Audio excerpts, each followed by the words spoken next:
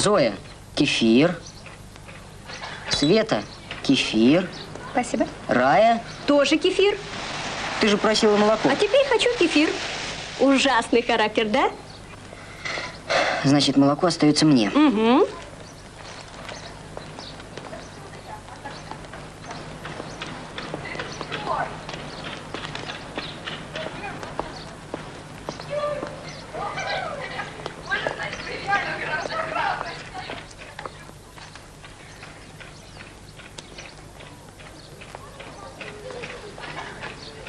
Ты где живешь?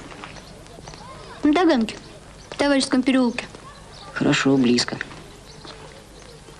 У тебя сестры, братья есть? Есть. 3 брата. Старше тебя, младше? Старше. А кем они работают? Один в армии, другой на заводе, а третий в таксомоторном парке. Механик? Шофер. Шофер такси?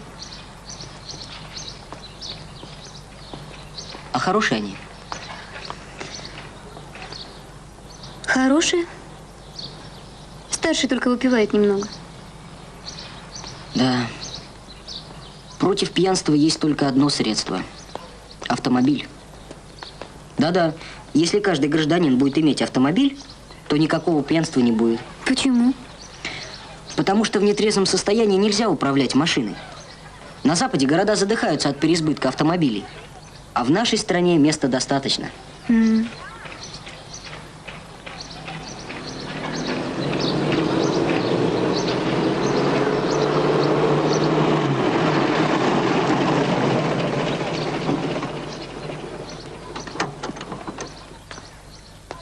Привет, дружище. Здравствуйте. Знакомьтесь, Зоя, Владимир Николаевич. Очень приятно. Сереж, ты не смог бы сейчас ко мне зайти? Чуть позже. Ну-ну. Всего доброго, Занька. До свидания. Итак, ты какой? Мой знакомый. Кандидат искусствоведческих наук. Интересный мужчина. Какой он тебе мужчина? Он же старый. О, перерыв кончился. Ну пока, заходи.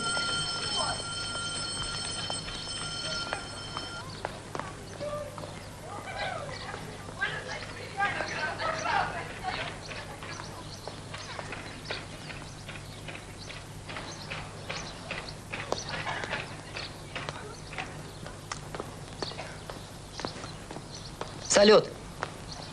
Шеф просит извинений, никак не может тебя сейчас принять. Сел за работу, нужно какую-то статью срочно дописать. Но я тебе и сам объясню существо дела. Какого еще дела? Сейчас узнаешь. А ты что такой серьезный? Думаю. О чем? О себе. Ну, о себе ты, конечно, хорошо думаешь. Наоборот, плохо. Ух ты, какой самокритичный. Я вел себя мелко. Даже подло. Хотел похвастаться, порисоваться одним знакомством. Такое тщеславное чувство во мне шевельнулось. Старик, я тебе скажу так. Тщеславие, как и честолюбие, далеко не плохие чувства. Они двигают... Куда двигают? Вперед и выше. Понял? Я тебя спрашиваю, ты понял? Ладно, качай дальше.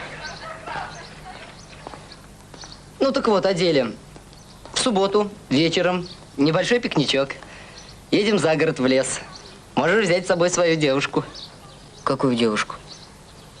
Зоеньку. Эта девушка не моя. Это девушка Шмакова Петра. Старик, будь мужчиной. Но если я ее приглашу, то совершу предательство по отношению к Шмакову. Ну, при чем тут Шмаков? Отираться у прилавка вообще может всякий. Это еще и ничего не доказывает. Ну ладно, ладно. Если ты такой деликатный, я сам приглашу ее. Ты просто очутишься с ней в одной компании. Какое в этом предательство? Тут уж кому как повезет. Кстати, можно пригласить ее этих подружек. Тогда ты вообще будешь ни при чем. Но учти, по 5 с носа. А если у них нет по 5? Чудак, кто же с девушек берет деньги? Деньги должны платить мужчины. Будь мужчиной, Крош.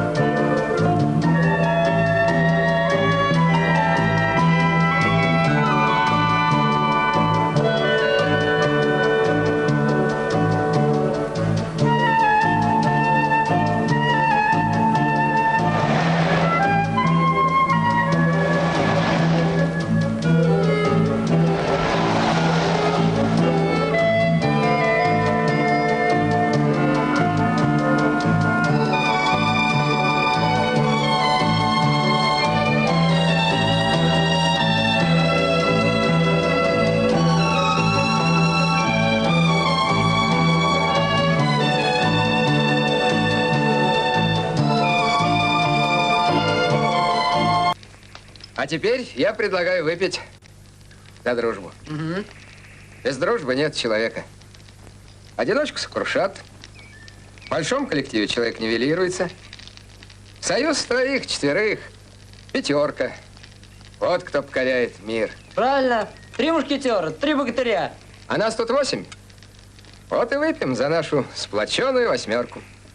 Пока мы вместе, пока мы верны и преданы друг другу, нам ничего не страшно. И мы всего добьемся.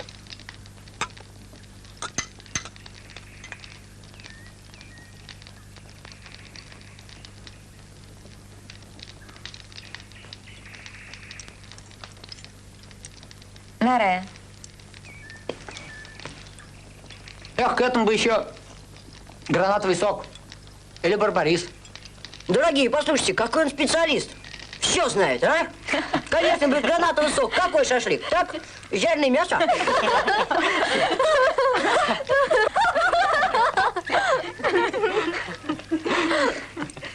Вот, Крош, в прошлый раз ты говорил о добрых чувствах. Чувства добрые я лирой пробуждал. Это сказал не я. Это сказал Пушкин. Крош знает только Пушкина. Больше никого не признает. Ну что ж, знать Пушкина – это уже много. Любить Пушкина – это уже свидетельство хорошего литературного вкуса. И это я в тебе, Крош, тоже очень ценю. Но хочу тебе сказать, самое доброе чувство – дружба. Есть только одна убежденность – в своем товарище. Прекрасно. За это надо выпить. За убежденность. Против убежденности, Крош. Надеюсь, ты ничего не имеешь? Я и против дружбы ничего не имею. Весь вопрос в том, кто дружит и для чего. Весь вопрос в цели. А это и есть наша цель. Выпить и веселиться. Только вот что выпить? Это все? Ты верно сказал. Мы собрались, чтобы отдохнуть, погулять, повеселиться. Но разве культурному человеку надо для этого напиваться? Мы достаточно выпили, чтобы поднять настроение, произнести тосты. По-моему, сейчас самое время организовать древний китайский напиток чай.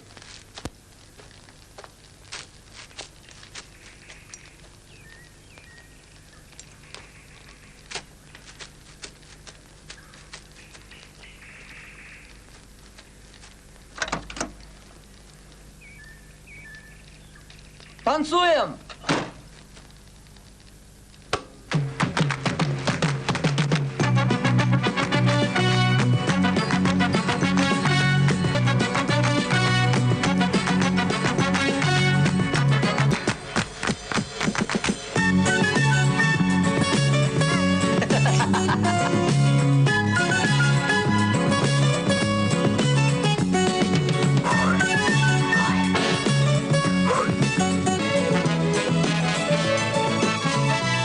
Кажется, Лэн вздумал ухаживать за Зоей.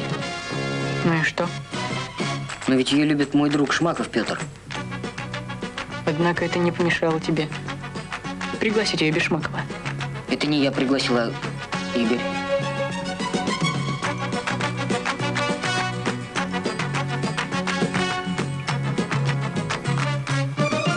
Ладно, не дергайся. Вон они идут.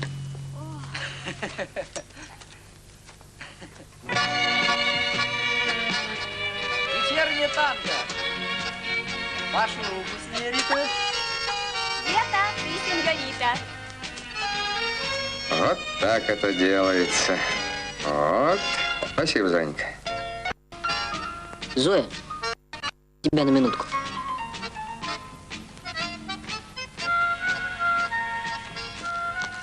Мне поговорить с тобой надо.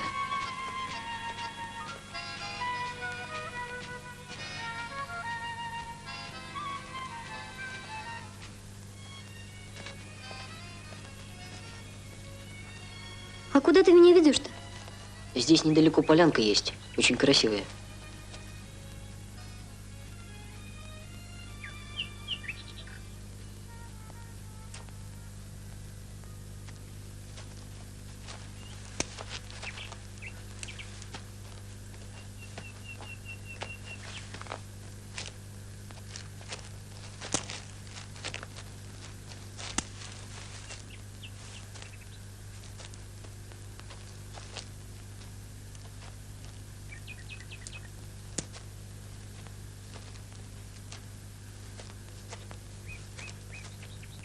Ну, хватит.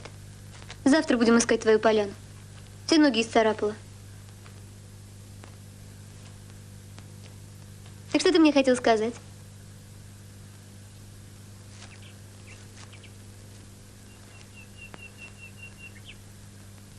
Нравится тебе наша компания? Нравится? А кто нравится больше всех? Ну, конечно, ты. Ну ладно, ты эти шутки брось. Я тебя серьезно спрашиваю. Игорь тебе нравится? Ничего, смешной. А Костя? Тоже ничего. Только молчит все время. Да, это за ним водится. А Вера тебе нравится? Вера. Вера красивая. И красивее ее. Скажешь тоже мне. Она интеллигентная, а я... Чем это она интеллигентнее тебя? Да у меня всего 8 классов. Интеллигентность и образование – разные вещи. Ну ладно, это я тебе потом объясню. Просвещать будешь? Нет. Зачем просвещать? Просто объясню тебе свою точку зрения по этому вопросу. А вот ты скажи, ты ничего такого не заметила в поведении Веры? Нет, а что? Она ведь ревновала тебя. Меня? Кому? К Вену. А Вен это кто? Ну, Владимир Николаевич. Вот еще новость. Зачем это он мне нужен? Он же старый. Ну ты же сам говорил старый. Ему ж небось лет 40. А куда вы с ним ходили? Никуда мы с ним не ходили. А за водой? За водой ходили, ну и что? Значит, набрали воды и все. Ну, конечно, все. Все-таки надо быть осмотрительней. Не надо давать повода. Ведь за тобой ухаживает Шмаков Петр. Петя? С чего это ты взял? Он же все время отирается у твоего прилавка. Ну, мало ли кто отирается у моего прилавка. Значит, Петя тебе не нравится? Ну, почему не нравится? Как все. Хороший, самостоятельный. Честное слово. От твоей логики окосеешь. Ну, что значит самостоятельный? Ну, самостоятельный, значит, ну, самостоятельный. А я самостоятельный? Ты славный мальчик. Значит, Петя самостоятельный, а я просто мальчик. А если я сейчас тебя поцелую? А тебе хочется?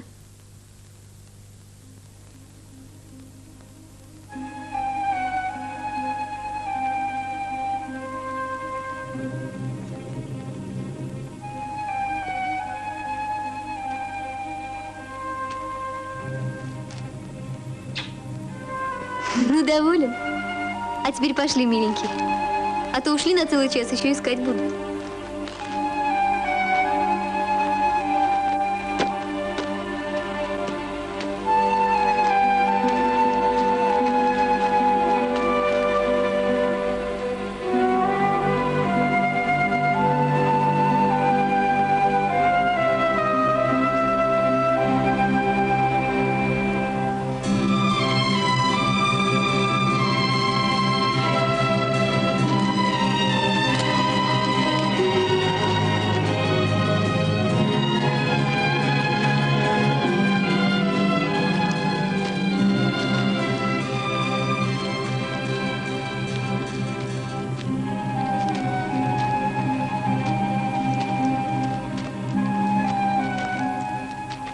Что-то не туда мы, кажется, идем.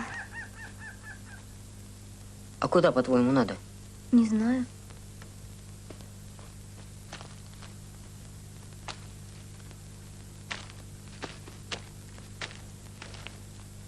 Заблудились мы с тобой.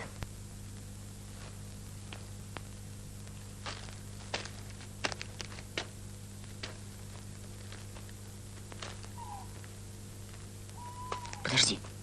Тише.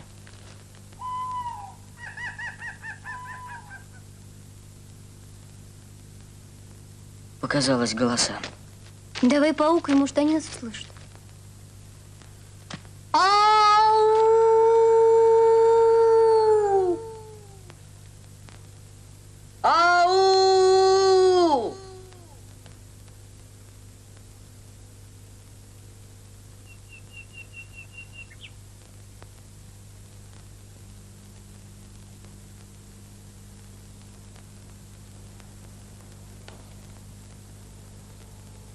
Туда надо идти. Там дорога, слышишь?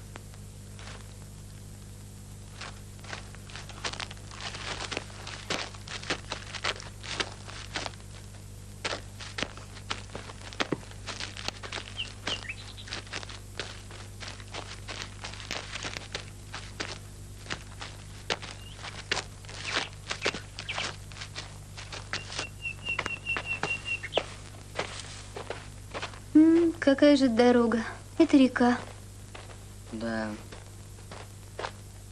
Но это даже лучше. Они же недалеко от реки. И если мы пойдем вдоль берега, наверняка их найдем. Да. Только в какую сторону идти? Сейчас.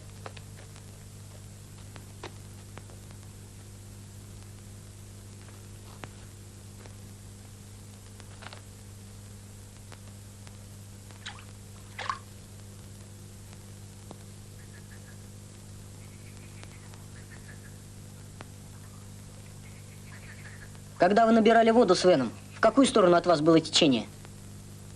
Не помню. Ну, в конце концов, можно пойти сначала в одну сторону, если не найдем, в другую. Ясно, что мы где-то недалеко.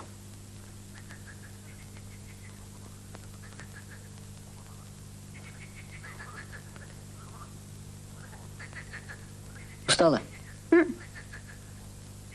Давай искупаемся. Вода теплая, прям парное молоко. Давай.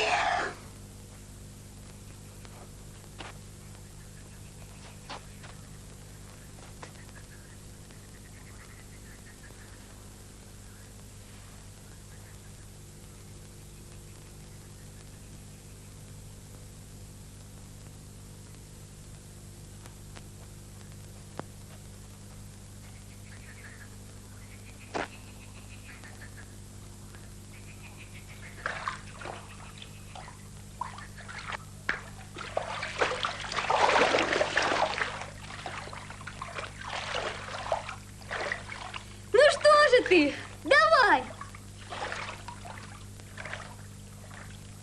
Сейчас!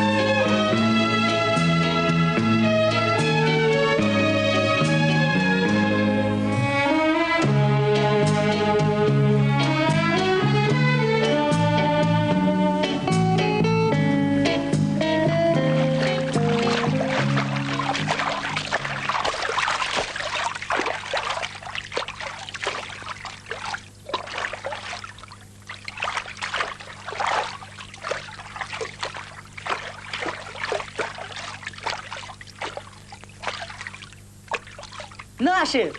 Где? Вон, видишь?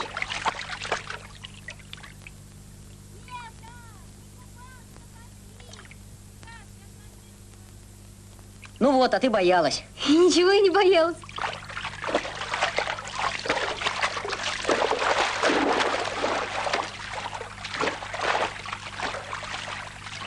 Это правда. Это я боялся, что ты боишься. А ты не боялась. Ты молодец. Ты тоже молодец.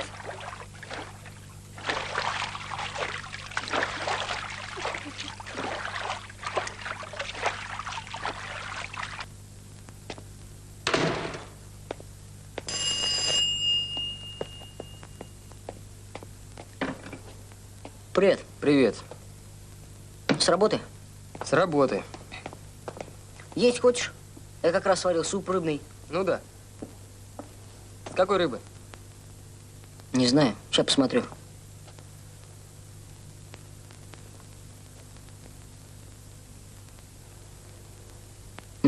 А тут не написано. Просто суп рыбный с овощами. Зато белка 20 грамм, жира 8 грамм, углеводов 48 грамм, калорий 360. Будешь? Давай.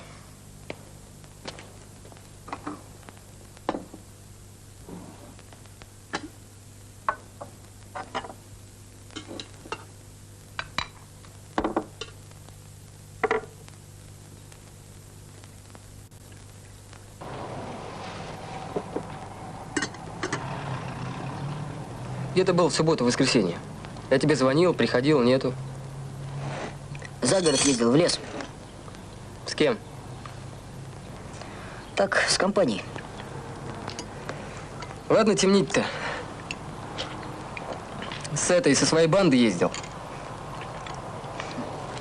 Кто был-то? Вэн, Игорь. А еще кто? Костя был. Это боксер?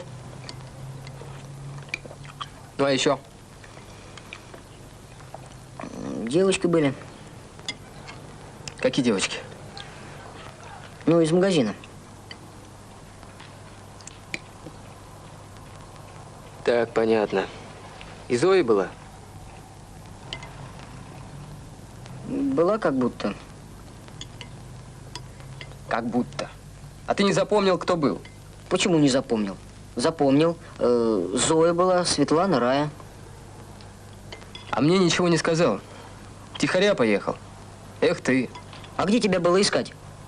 Меня самого неожиданно пригласили. Смотрю, в машине сидит Зоя, Светлана и Рая. Спрашиваю, кто вас пригласил? Оказывается, Игорь их пригласил. Можешь проверить. Спроси у Зои, кто ее пригласил, я или Игорь? Да ты все равно бы не поехал. Ведь они для тебя банда. Ладно, дело сейчас не в этом. Вера с вами была? Но если вся компания была, значит и Вера была. Об этом даже ты мог бы догадаться. Не кипятись. Я уже обо всем догадался. Так вот, звонила Верина бабушка. Просила нас с тобой зайти к ней. Зачем? Вызывают как членов комитета ВЛКСМ. Понял? Опять будет читать нам нотации.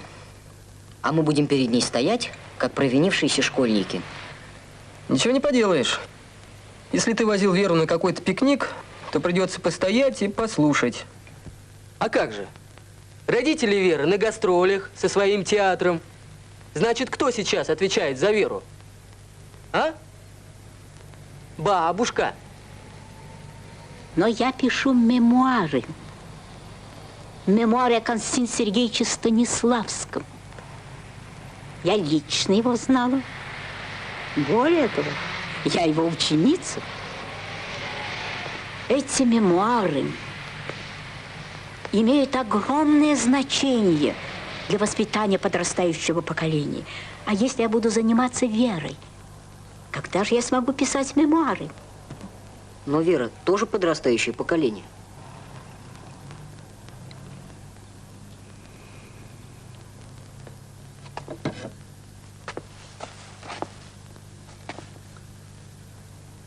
Кто такой Владимир Николаевич? Владимир Николаевич искусствовед, коллекционер. Что же он коллекционирует? Нецке. Что? Но это японская миниатюрная скульптура. Сейчас многие занимаются собирательством. Кто марки коллекционирует, кто монеты. Недавно по телевизору одну женщину показывали. Она елочные игрушки собирает. А я знал одного шизика, он собачьи ошейники собирал. Вот-вот, собачьи ошейники, зажигалки. Старинные замки собирают. Ну хорошо, Часы. хорошо. Пивные пробки. Хорошо. Пусть собирают все, что хотят. Я спрашиваю, какая может быть дружба между ним и Верой?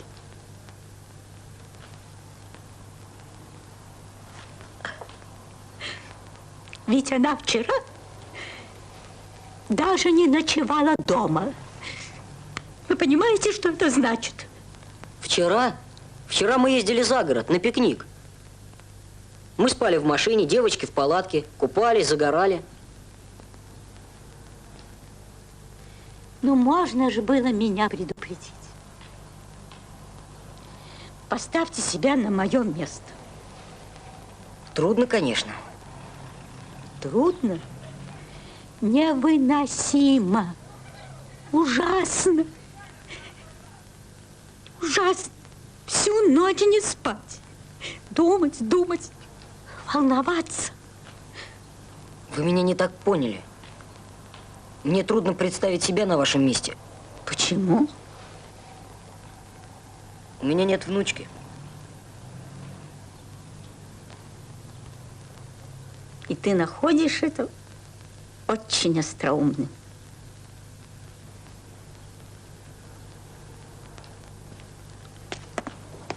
Да, выдала нам старушка.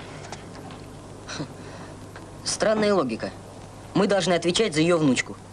Сама, видите ли, пишет мемуары, хочет на них воспитывать подрастающее поколение в целом, а конкретно ее Веру должны воспитывать мы. Но насчет твоего Вена она правильно сказала. Сразу учуяла, что подозрительный тип. Но мы-то тут при чем? Не люблю, когда на кого-то что-то сваливают. Каждый человек должен отвечать сам за себя.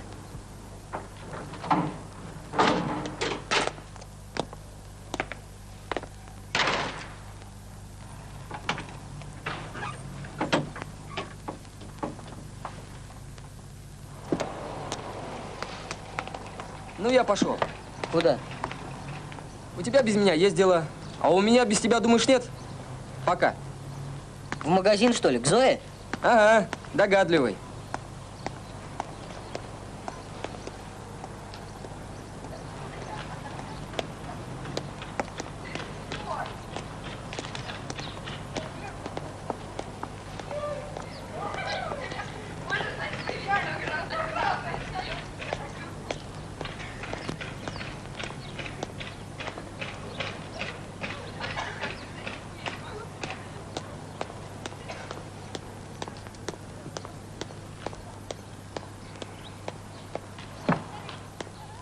Ну, хорошо, хорошо, можете эту фразу вычеркнуть.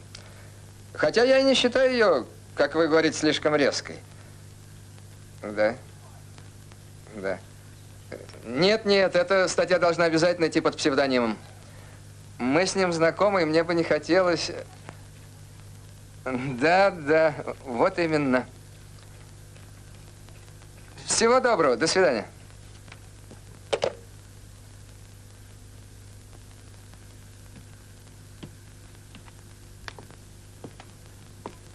Почему ты не сдержал своего слова? Какого слова? Ты рассказал Косте о его отчиме, а обещал не говорить. Я рассказал. Да что вы. Он мне сам сказал, что у него не отец, а отчим. А ты признался, что знаешь об этом. Зачем? Так, к слову пришлось. Поскольку он сам уже знает, что у него не отец, а отчим. Зачем мне притворяться, что я не знаю? Костя выпытывал у тебя, а ты сразу признался. И он понял, что ты это знаешь от меня, больше не от кого. Да нет, ничего он не выпытывал. Просто он сказал, понимаете, я спросил. А ты точно помнишь, что он сказал? Что ты спросил? Вот видишь, не помнишь.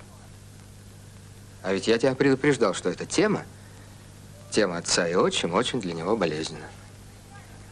По-видимому, какое-то твое неосторожное, может быть, случайно вырвавшееся слово насторожило его. И вот... Нет, нехорошо все это получилось. Очень нехорошо. Да, в одном Костя прав. Я всегда попадаю в какие-то истории. Ничего не делаю, чтобы попасть, а попадаю. Другие, кто поумнее, отходят в сторону, а я не умею вовремя отойти и попадаю. Извините меня. До свидания. Ну, подожди, ну куда ты? Ничего страшного не случилось. Проходи. Садись. Не надо так огорчаться. Никакой катастрофы не произошло. Я по-прежнему к тебе очень хорошо отношусь. И по-прежнему хочу, чтобы вы были с Костей друзьями. А почему вы этого так хотите?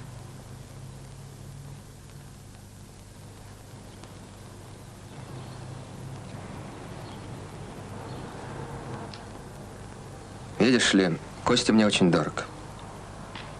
Тому есть ряд причин, о которых сейчас не стоит говорить. Со временем ты их узнаешь. Но по некоторым обстоятельствам я далек от этой семьи. Более того, я не вхож в этот дом, и поэтому не могу наблюдать Костину жизнь так близко, как мне бы этого хотелось. Но я заинтересован в его судьбе. И хочу быть в курсе всех его дел. Ты мог бы в какой-то степени быть как бы связующим звеном между мной и Костей. Вы хотите, чтобы я подружился с Костей и рассказывал вам о его жизни? Как тебе не стыдно, Сережа? Неужели я хочу превратить тебя в соглядатая? Как ты мог подумать такое?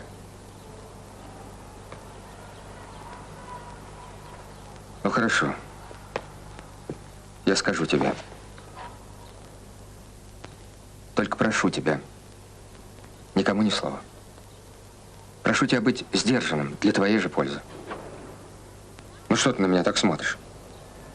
Я чувствую в ваших словах некую угрозу. Сережа, для твоей же пользы я сказал в том смысле, чтобы ты со своей откровенностью и непосредственностью, которую я, впрочем, очень ценю в тебе, чтобы ты с ним не попадал больше в нелепые ситуации. Ты же сам говорил, что часто попадаешь в глупые истории. Вот я и предупредил тебя, чтобы ты был более сдержанным и никому не передавал того, что я тебе сейчас скажу. Лучше не рассказывайте. Тогда я наверняка не попаду в историю. Тебе нельзя отказать в известной логике. Но я хочу, чтобы между нами была полная ясность. Чтобы не было никаких недомолвок. Так вот, я знал покойного отца Кости. Дружил с ним. И имея перед ним, перед его памятью, очень важные для меня моральные обязательства. Я хочу быть близким к Косте, помогать ему. Но я уже говорил, обстоятельства этому препятствуют. А ты именно тот человек, который может быть нашим общим другом. Но ведь есть Игорь. Он дружит и с вами, и с Костей. Игорь чересчур легкий поверхностный человек. Косте нужен именно такой друг, как ты. Отзывчивый, внимательный, искренний. А тебе, между прочим, нужен именно такой друг, как Костя. Разве я не прав? У вас есть одно удивительное свойство. Какое?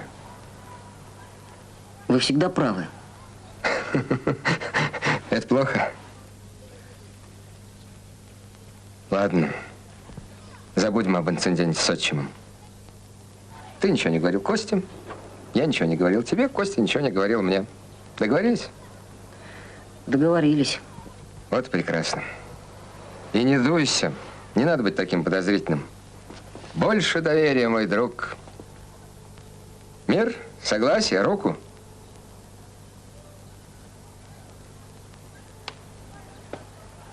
Ну, теперь к делу.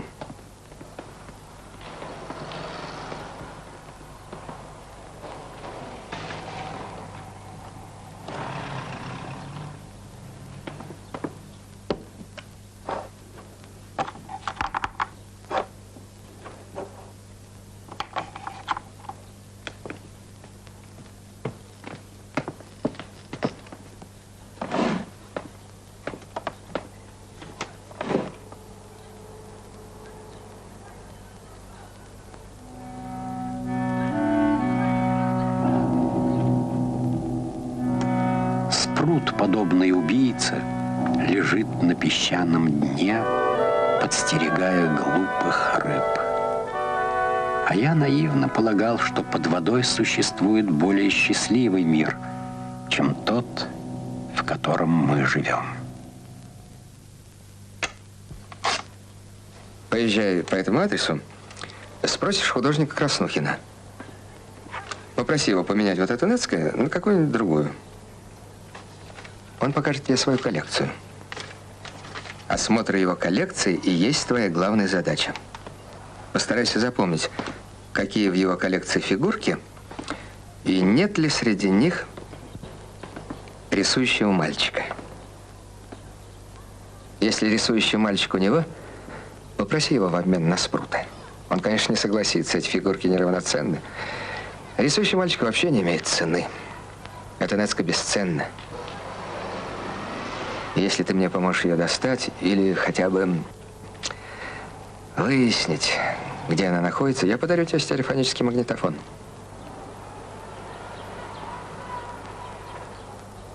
Неужели эта фигурка так дорога? Ну, сколько она стоит, в действительности сказать вообще очень трудно. Но для моей коллекции она необходима. Я ищу ее всю жизнь. Да, вот еще что. Мое имя Краснухина не называй. Ни в коем случае. А почему? Видишь ли, мы, коллекционеры, до известной степени конкуренты. Если он узнает, что ты пришел от меня, он тебе вообще ничего не покажет. А если он спросит, кто меня прислал и откуда я знаю его адрес? Скажи, что тебя прислал твой школьный товарищ. Скажем, Женя Иванов. Одноклассник Женя Иванов, и все. А уж откуда этот Женя знает адрес Краснухина, этого ты не знаешь и не обязан знать. Мало ли кто собирает Нецка. Вот и Женя Иванов собирает Нецка. Убедительно?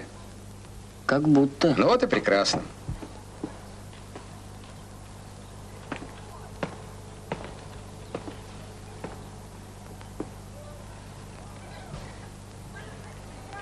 Откуда у вас эта Нецка, странствующие певцы? Ведь я ее сдал в антикварный. Ты сдал в антикварный ту фигурку, которую с Костей купили у старухи. То есть копию. А мне удалось достать подлинник. Я оказался удачливее вас.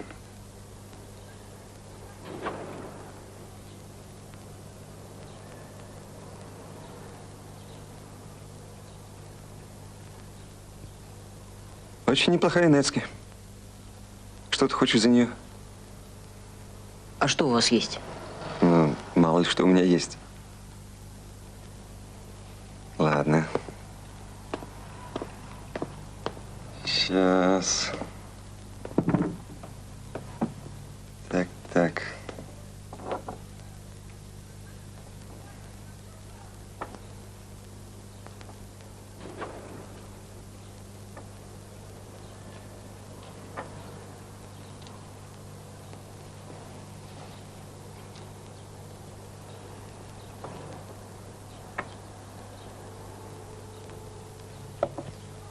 Давно собираешь? Нет. Знаком с настоящими коллекционерами? Так, с некоторыми. Угу. Ну, смотри.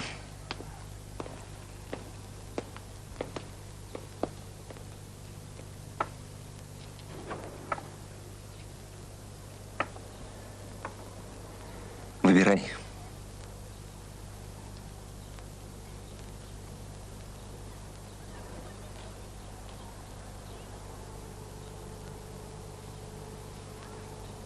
Мне нравятся фигурки людей. Ну, мало ли что, брат, тебе нравится. Фигурки людей. А сам что принес? Пуговицу, Спрута.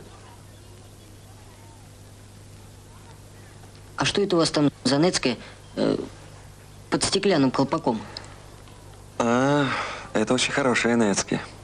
А можно мне посмотреть? Посмотреть? Конечно, можно.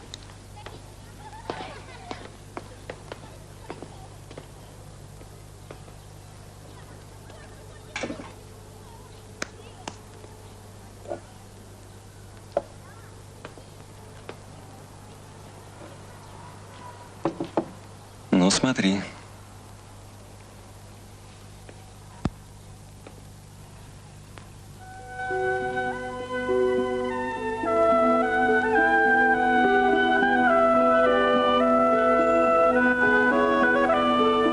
Белые снежинки опускались на землю, как перья цапель. Колокольчики позвякивали, трубы трубили. Я взглянул в глаза веселых акробатов, выделывающих всякие фигуры на площади. Они весело улыбались, но пот стекал с их усталых лиц.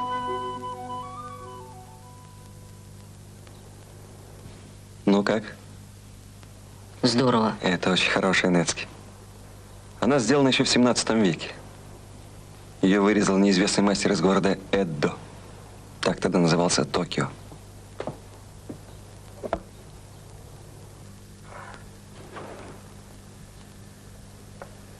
А вы не знаете такую Нецке, рисующий мальчик?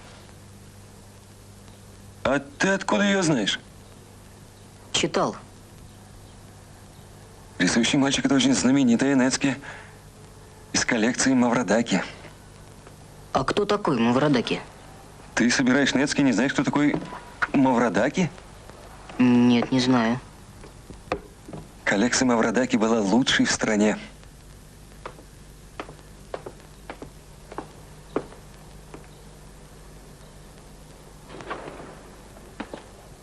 Вы сказали Маврадаки? Да, Маврадаки. А он... Его уже нет. Он умер. А коллекция? У кого теперь его коллекция? Исчезла. Совсем? Появляются отдельные экземпляры, но из разных источников. Коллекция разрознена. А фигурка рисующий мальчик? Исчезла совсем, не появлялась ни разу. Таинственная история. Такие прекрасные произведения искусства. Их превращают в предметы наживы и спекуляции. Надеюсь, вы имеете в виду не меня? Ну что-то, я тебя не знаю. Ну как объяснился? По-видимому, нет. Ну, если что, заходи. Спасибо.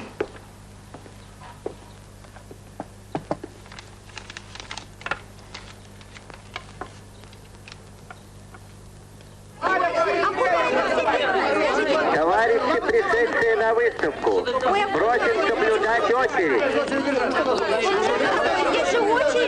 Соблюдайте очередь. Куда вы, товарищи?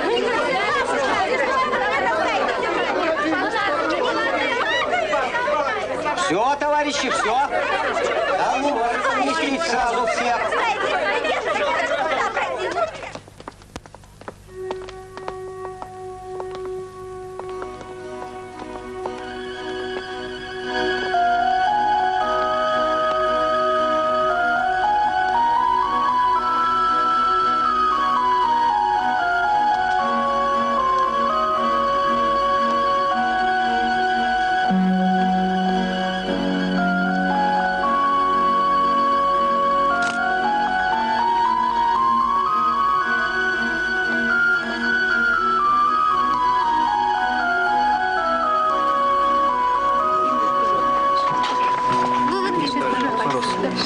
Простите, маэстро, я хотел бы вас кое-что спросить.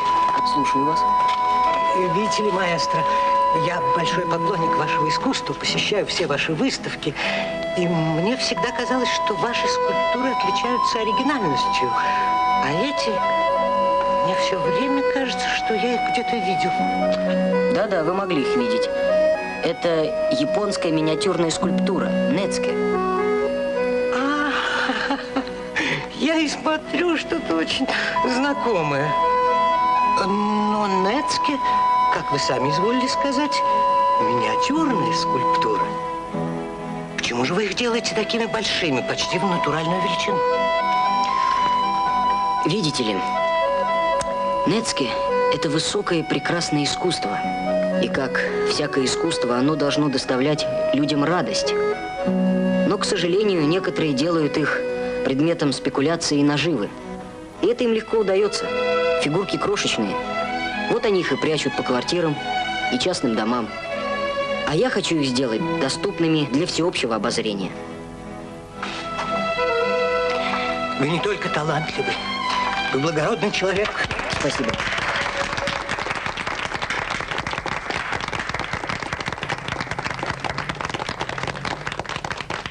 Котельническая набережная. Следующая остановка Ульяновская. Простите. Ой, извините. Проходите.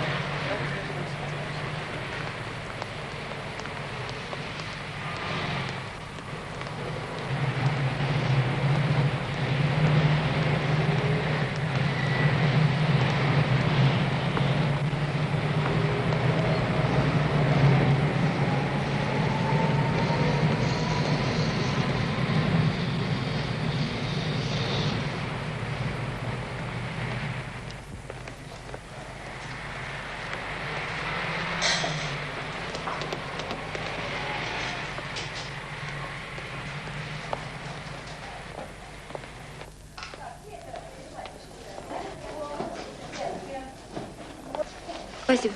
Пожалуйста. Как тебе понравилась наша поездка? Хорошо было. Светлане Рай понравилось? Конечно.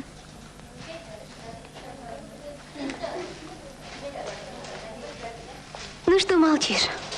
Рассказала бы что-нибудь. Ты же мастер рассказывать. Хочешь, я тебе анекдот расскажу? Давай. Только смешной. Ну, слушай. Поспорили два английских лорда, чей слуга глупее. Девушка, чешки 23 размер есть? Детская обувь в конце зала. Ну-ну, и что два лорда?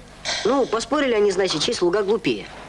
Первый лорд дает слуге пенс, ну, 1 копейку, и приказывает ему немедленно ехать в магазин и купить за копейку автомобиль. За копейку автомобиль? Ну да.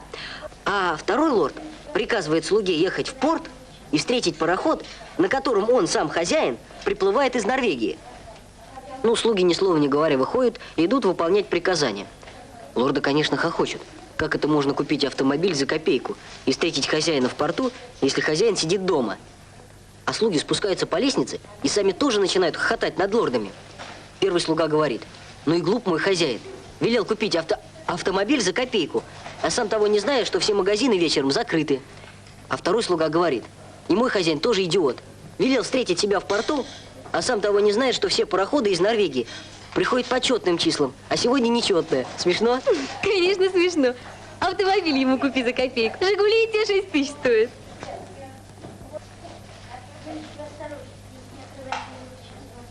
Ну а что, нет, что ли? Ну сам ты подумай, какой автомобиль за копейку? Да-да, конечно. Ну, понимаешь, тут вся соль в разговоре слуг. Они оказались глупее, чем даже лорды о них думали. Приняли приказание всерьез. Понимаешь? Это чисто английский юмор. Бутсы 43-й есть? Нет, только 41-й. А 43-й бывает? Ну, конечно, бывает. Когда ожидаете? Не знаю. А как вас зовут? Как назвали, так зовут. Понятно. А вы телевизор смотрите? Смотря что. Ну, футбол, например. Нет, футбол не смотрю. А вы что, футболист? А что, не похож? Ну, почему? А все-таки как вас зовут? Ну, Зоя меня зовут. Ну ладно, я пойду. Заходи.